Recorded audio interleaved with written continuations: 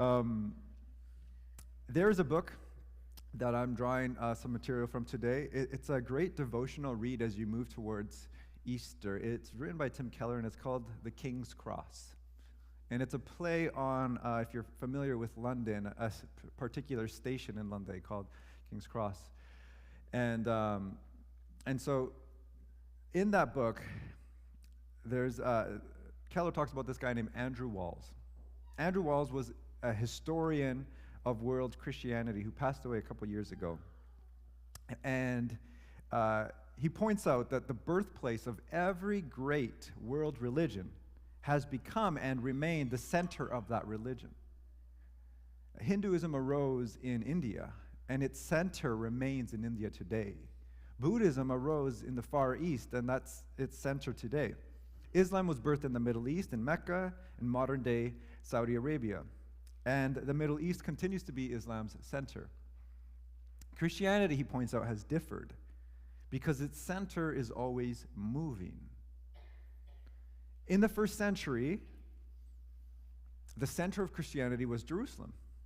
But as Greek-speaking Gentiles, people who were considered outsiders, barbarians, living around the Mediterranean, accepted the gospel of Jesus Christ, Christianity's center moved away from Jerusalem towards the Mediterranean world. It moved from Jerusalem to Alexandria and Rome. Then after a few centuries, it moved again. It moved to another group of outsiders, another group considered to be barbarians, to some in northern Europe, to the Franks, the Anglo-Saxons, the Celts. Their embrace of the gospel of Jesus was so emphatic that that center went from the Mediterranean to northern Europe.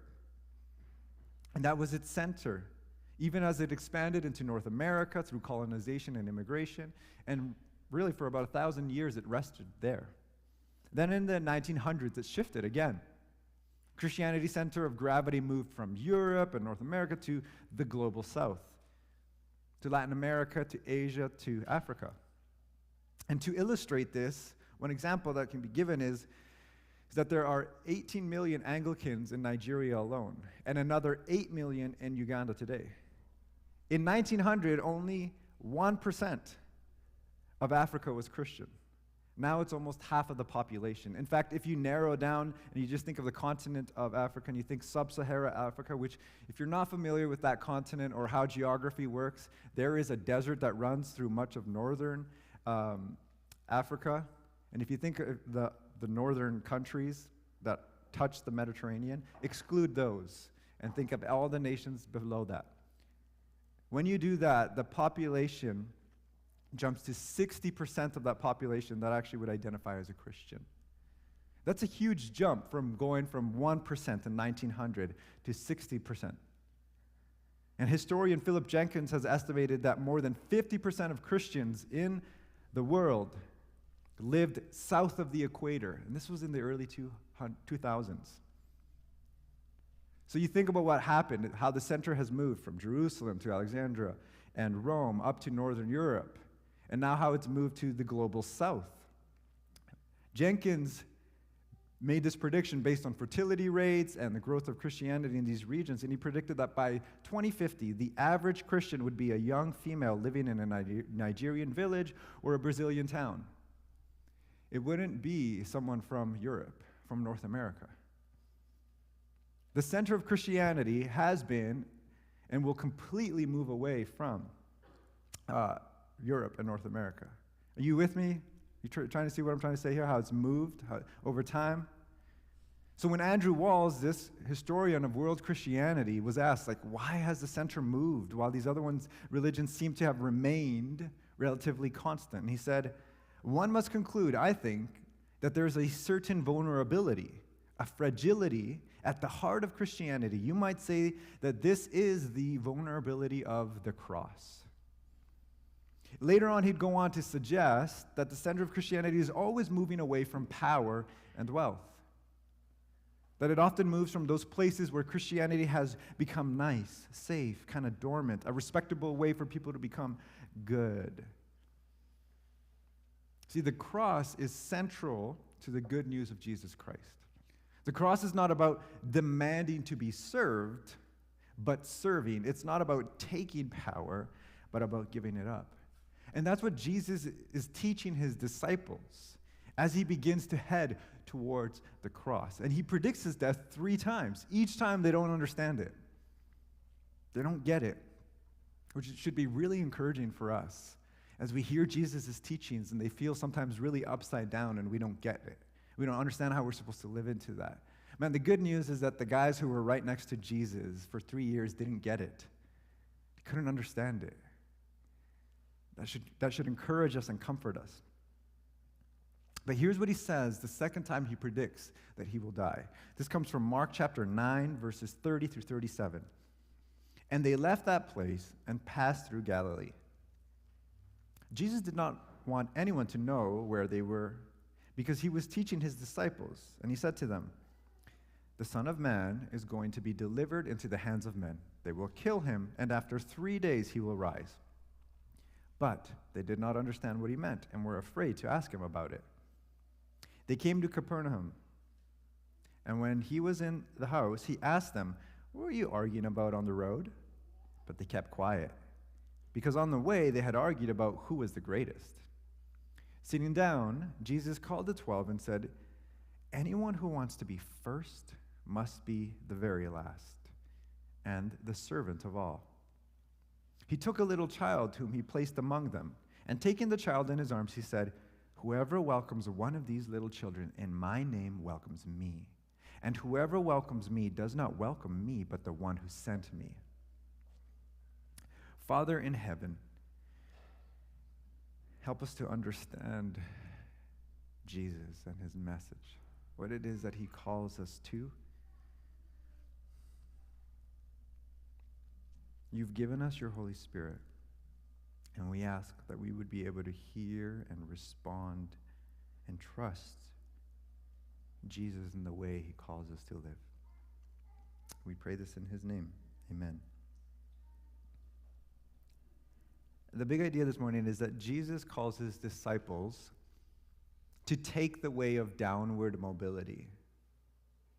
Jesus is going to say, this is what it means to be great. His redefinition of greatness comes on the heels of his disciples failing to understand what he means when he says, "The Son of Man will be delivered into the hands of men and be killed." The Messiah, God's Son, the King that God has promised for Israel and for the world, will be killed. And the first time Jesus said this, the disciples don't understand it. Peter tries to correct Jesus, only to be publicly reprimanded and called Satan. This second time, they still don't understand, but now they're afraid to ask Jesus what he means. You can just imagine them walking and being like, "What did that mean? I don't know. But I do know I'm the greatest among us. This guy right here, I'm the greatest." And the other one would argue, no. You're not the greatest. I am. Jesus asked me to do this task. Only the greatest would be asked to do this. And you can just picture the 12 walking, arguing about who's the greatest. And it sounds crazy, but not really in light of who they thought the Messiah was. Their Messiah came with perks, power. In their mindset, the Messiah was this earthly king who would overthrow the tyrannical powers, and he would cast out demons, and they transferred the greatness that they saw in Jesus onto themselves. But as we read it, we get it. Like, that doesn't really sound right. You're arguing about who's the greatest? To us, we hear this, and it's like standing on top of the chief. You've hiked it, and you're looking around at all the mountains around you, and you say, "Wow, I am great." We would hear them and be like, "That's so offside. Like, you're missing what it doesn't make sense." Jesus, having heard them, asked them, "Hey, what were you guys discussing on the way?" And they just get silent. They get silent. There's this awkward silence as they shift their eyes away from Jesus. They don't want to answer this. And they probably felt a certain amount of shame, guilt. Why? Part of the reason is probably because they're beginning to understand their way of thinking and operating is totally contrary to what Jesus and his kingdom are all about. They haven't learned it in full. It hasn't become them, but they're becoming aware of it, and there's this discomfort. And that's why I think there's great encouragement we can take from looking at the disciples and seeing how they don't get it, how there's this tension, how they keep failing, and yet Jesus' response is never to abandon them. He leans in. He doesn't dismiss them. Jesus gets them all to sit down, which is this way, we're told, of kind of like telling us that Jesus is going to give them a formal teaching. And he says to them, if anyone would be first, he must be last of all, servant of all. And this is amazing if you think about it. It's fascinating what he does. He doesn't say, what is wrong with you? What's wrong with you guys that you guys are arguing about greatness? None of you are great. He doesn't say that. He doesn't say, no one is great but God. He doesn't even say, I'm the greatest. There's no point in arguing. Instead, what he does is he completely flips their understanding of what it means to be great. Let me introduce this new way to you. It's a profound and counterintuitive reversal that he makes. Greatness to them included these perks, right? Being with him, and because they were with Jesus, they would get respect, honor, influence, positions of power that they wanted. But Jesus, he wants to redefine this understanding of greatness. And if you think about it, when we think about greatness, we think of like a mountain that you got to climb to get to the top, like a triangle. We think of those who dominate their sports or those who are the greatest in their field.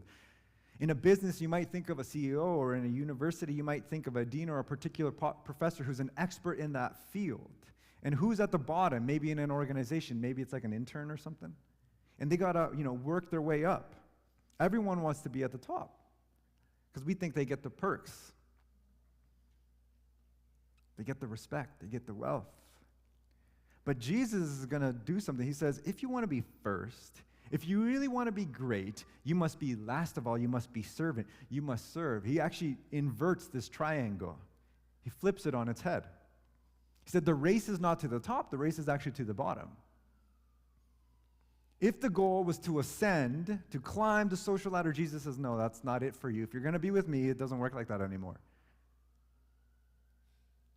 If you want to be great, you do not ascend, you descend. The pathway to greatness is descension. You must take the path of downward mobility. If you want to be great, you must serve. The point of your greatness is to use what you have and use it for the benefit of others. These people are not here for me, I'm here for them. My job is to serve. This Greek word Jesus says when he uses this word servant is diakonos. And it's where we get the English word for deacon from. It literally means those who wait on tables. And it's a word that speaks of personal devotion to someone. In other words, it means servanthood that gets birthed out of a devotion to one being served, to the one being served. And we are called to be servants out of devotion to Jesus. The great ones in my eyes, says Jesus, are those who choose to descend and serve others. You could see why this would be so counter to what the disciples were just arguing. But he doesn't reprimand them. He doesn't come at them. Then Jesus takes an object lesson. There's this child, and he puts the child in the midst of them, and he takes the child into his arms and says, whoever receives a child like this in my name receives me. And whoever receives me receives not me, but the one who sent me. Children didn't actually have the same kind of rights that we have today. Children had very low social value. They were an example of the lowest members of society. In the first century, infant mortality rates were incredibly high. So were child labor rates. And there was this common expression as children not having really arrived, as being like secondary or supporting members of society at best. Ben Witherington, he writes, in serving the child, they are in fact serving Jesus. And this of course reverses the ancient protocol where slaves and children, indeed all the subordinate members of the household, were to serve the male head of the household. Jesus is not only identifying with the helpless or most vulnerable family members so that they may be helped. He is trying to get his disciples to humble themselves and rid themselves of the usual hubris and power struggles for dominant position and serve, even serve a child, a humiliating task in the minds of some ancients. In other words, Jesus is saying, you see this little one? How you treat this little boy reveals whether or not you understand who I am and what I care about.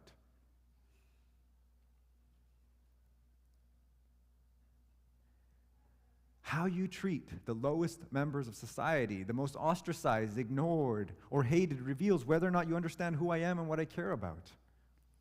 And Jesus is saying there's almost like this chain reaction that happens. When you and I welcome the least, we welcome Jesus. And when we do that, we welcome God. We host God. It's remarkable. And we don't always see it like that. And Jesus is saying, look, I want you to see what's going on here. You're focused on who's the greatest. I want you to understand what it really means to be great when you're going to follow me. Now, this is a beautiful and powerful vision, and yet we have to acknowledge many times we resist this kind of life. Why? Why do we resist this kind of downward mobility? Let me offer a few reasons. One, it's because this is a kind of death. Jesus calls us to embrace his redefinition of greatness and to take this way of downward mobility, which requires us to surrender that selfish part of us that demands that we remain in complete power over our lives. Because to serve will be inconvenient. It will be costly. It doesn't happen on our terms all the time. We have plans and we get interrupted.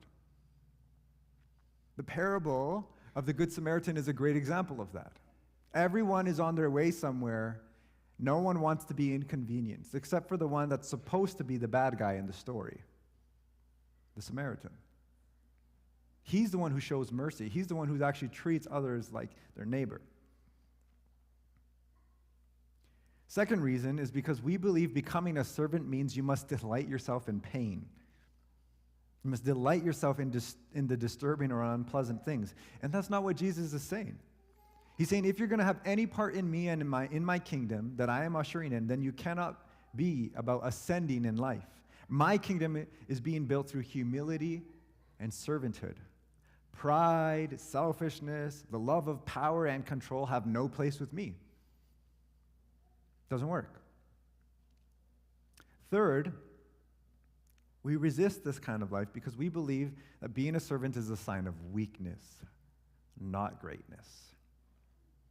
Somehow along the way, we've confused greatness with having power to have others serve us so that we can get our way and our own way of doing things.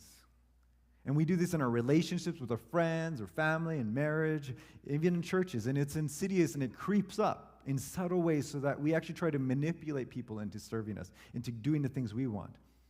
Might be in our workplace, might be at home, where people scheme and try to fight to get control.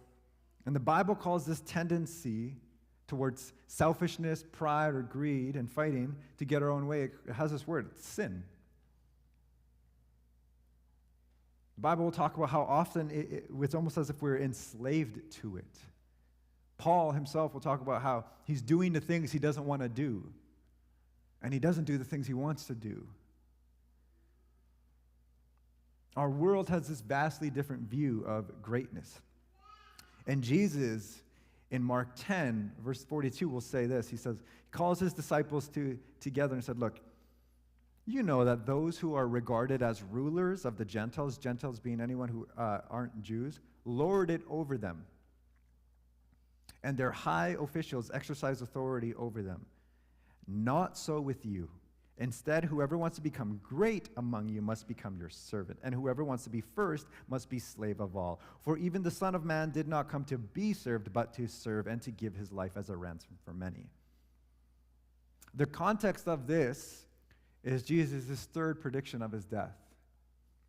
He's trying to get his disciples to understand this life he's calling them to, which is the life that he's living.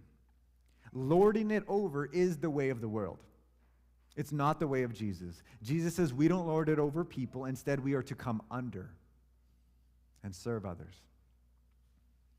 And this only sounds weak to you because you've believed the lie that if you're not on top, if you're not ascending, then you're not living your best life. And you're not in control, and that you're not in control of every facet of your life. If that's not the case, then you're not really living life.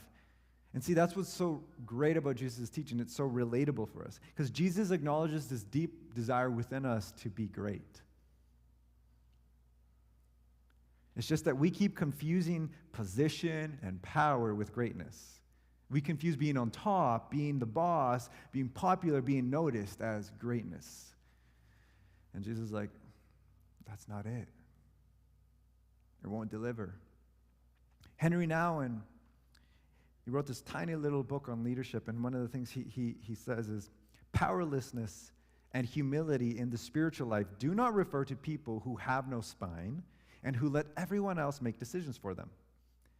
They refer to people who are so deeply in love with Jesus that they are ready to follow him wherever he guides them, always trusting that with him they will find life and find it abundantly.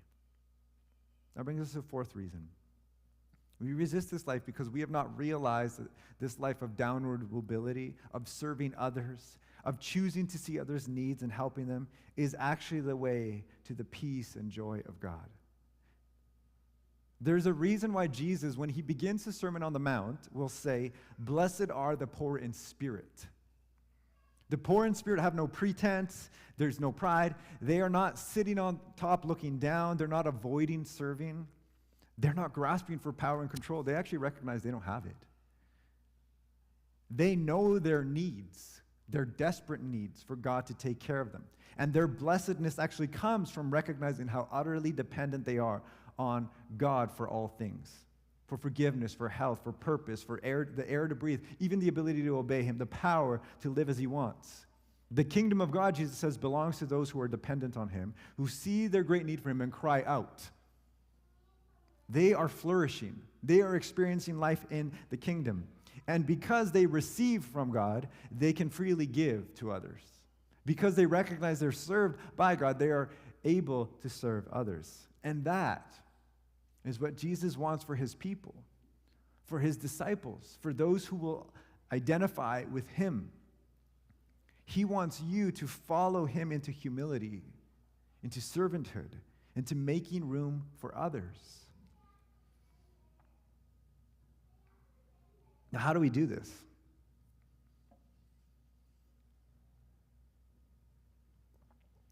How do we do this? How do we follow Jesus into this way that we're prone to resisting? One answer that comes to our mind is like, well, I just copy Jesus. There's all these examples in the Bible. I just do it. And I'd say that is a part of it. But there's more than that. See, the answer is actually to look at Jesus, at what he does in his life on the way to the cross and what he does on the cross. And I don't mean to say that you got to look and then just learn from his example. He is an example, but he is far more than just an example. The only possible way we will follow him into humbly serving others is by seeing that he has done it first for us. Only when we truly understand what he has done for us will we follow him in this way of downward mobility. Otherwise, we'll just be gritting our teeth trying to do this, even though we're angry and irritable. And people are like, I don't want you to serve me. I think you just need some time by yourself. That one was me this week. Got sent to my room. But listen to what Jesus says again in Mark 10. For even the Son of Man did not come to be served, but to serve, and to give his life as a ransom for many. This statement right here is the theological purpose of Mark's whole gospel. It's what Mark is trying to get at. It's why Jesus came. He did not come to be served. He came to die and give up his life. He's not simply an example for us. He came to lay down his life for us. He came and his plan was to die. He came to give up his life as a ransom for many. That's the reason he has to die. He came to die in our place. And he had every right to be served, but he didn't exercise that privilege. See, humility is in God's nature. God's nature isn't to grasp. When Jesus arose from his throne in heaven, he did so that he could lay down his privileges and come and serve. He laid aside his privileges. That's what Paul is talking about in Philippians 2. Jesus, who being in the very nature of God, didn't grasp onto that, but he laid it down. And that's the exact kind of thing that we see described in John's gospel, when John tells us that Jesus washes his disciples' feet. In John 13, we're told Jesus knew that the Father had put all things under his power, and that he had come from God and was returning from God. So he got up from the meal, took off his outer clothing, wrapped a towel around his waist, and after that he poured water into a basin and began to wash his disciples' feet, drying them with the towel that was wrapped around him. John 13 is giving us this real practical picture of what Paul writes in Philippians 2. Jesus knew he had power, but he didn't cling to it. The master became a servant and washed his disciples' feet. He doesn't come to earth and demand that everyone serve him. He comes down to earth, picks up a towel, and begins to serve us. It's his nature. It's who God is.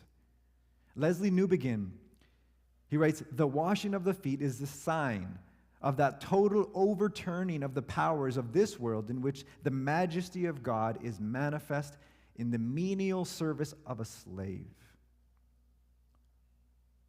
And what Jesus is doing here in John 13, and what Jesus does when he pulls this child in front of his disciples, one of the lowest members of society, they're both pointing to the same reality. These events are signs. They point to the ultimate subversion of all human power and authority. They're pointing us to the cross, to what he's doing. Jesus came to serve, and he came to give his life as a ransom for many. For many includes you. That word "for" in the Greek is this word "anti." It also means instead of, in place of, a substitute. And the word "ransom" is this word "lutron," which means to buy the freedom of a slave or a prisoner.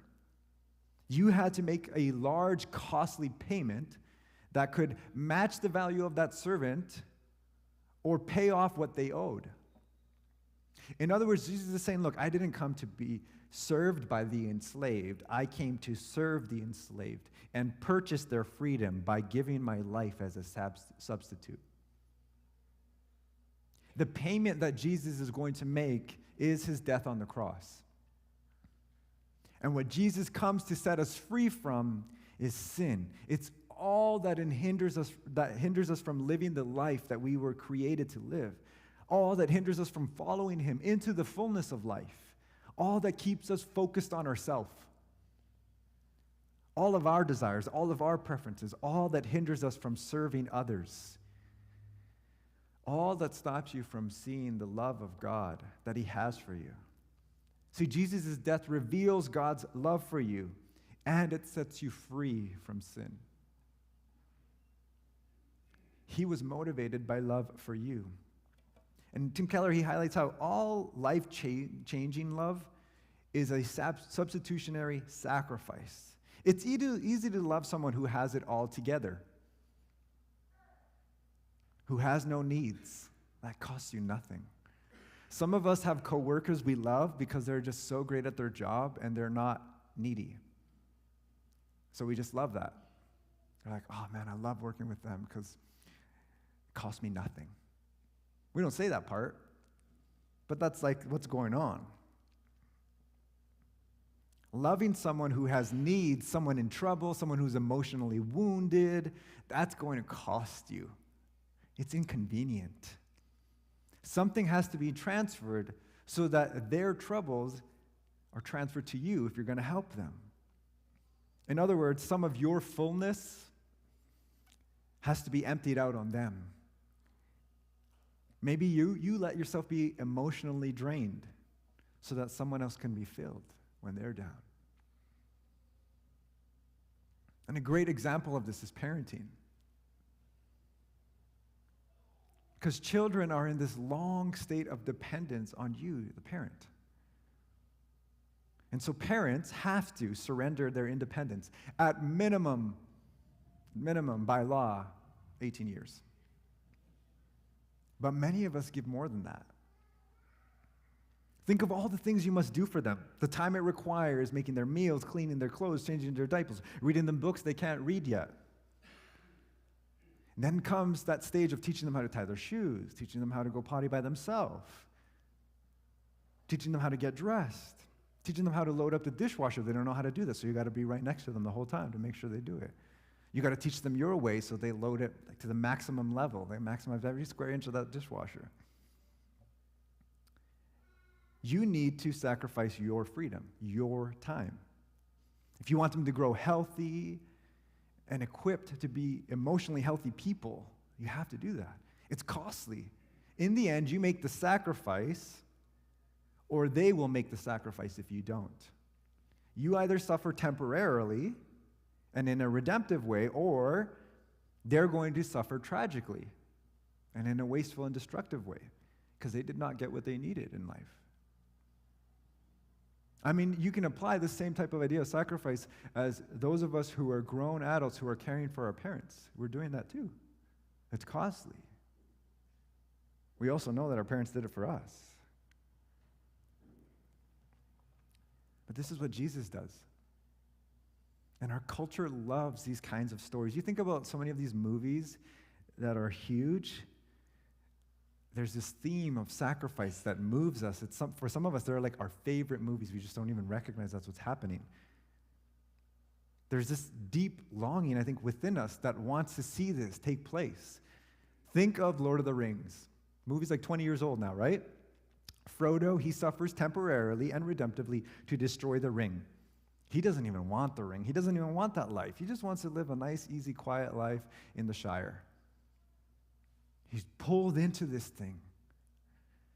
He knew he could have avoided it, and maybe someone else could have done it. But he chooses to sacrifice part of his comfort, his life, his safety, even a finger in the end, so that the ring could be destroyed, so that Middle-earth could be restored. But it cost him. Even when he returns, things aren't the same for him. Think of a more recent movie, The Avengers Endgame. How many of you guys have watched it? Some of you are ashamed. I know there's more of you who have watched it than you're saying, okay?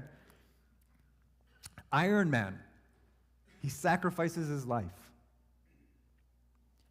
He has to say goodbye to a future with Poppy and his young daughter in order to erase Thanos and his whole army and save the universe. And when you watch it, they build you up to this point where you understand what it costs him, what it really means for him, that he doesn't actually want to do it. And then he comes to a point where he realizes what it will cost him and what it will mean for the rest of the world. And so he does it. And it's moving. There are people who comment, who talk about how it reminds them of losing a loved one in their own life, of what their loved one has done. Why are these moments so memorable for us? Because we know from experience that sacrifice is central to real love. Anyone who has had an impact on us has given up something, sacrificed something. They descended, they took the path of downward mobility. And we need to be reminded of this as some of us are in the trenches, caring for our kids, caring for our parents. Some of us are in jobs that are actually not great situations where we feel like we're pouring out and we don't even see anything leading to us rising up. And we're like, I can't do that. I can't be that. I'm not going to do this. I need to get away. And there definitely is time where we need that rest, but we need to understand that there's a part of the Christian life where Jesus says, you will descend. And when you do, you're actually aligning with me.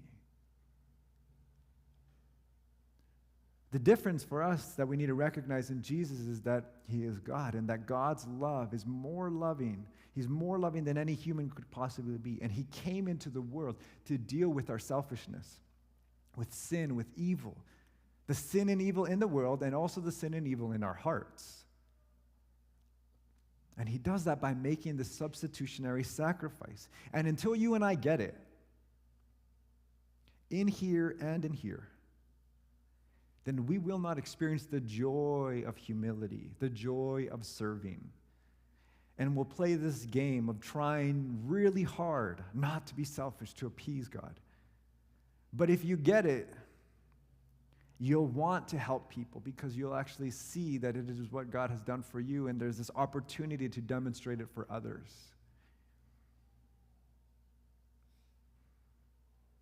And what's remarkable about when we begin to live this way, when you receive his saving love and you give away power, becoming a servant, and you give up status, his power actually moves towards you.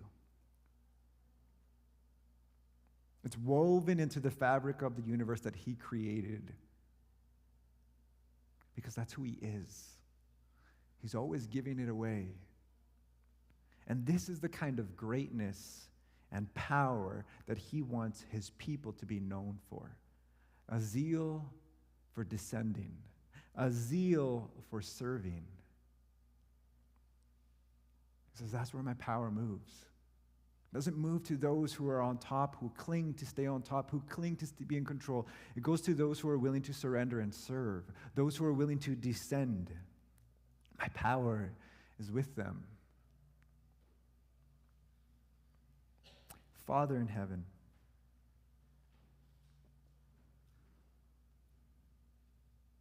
we need you.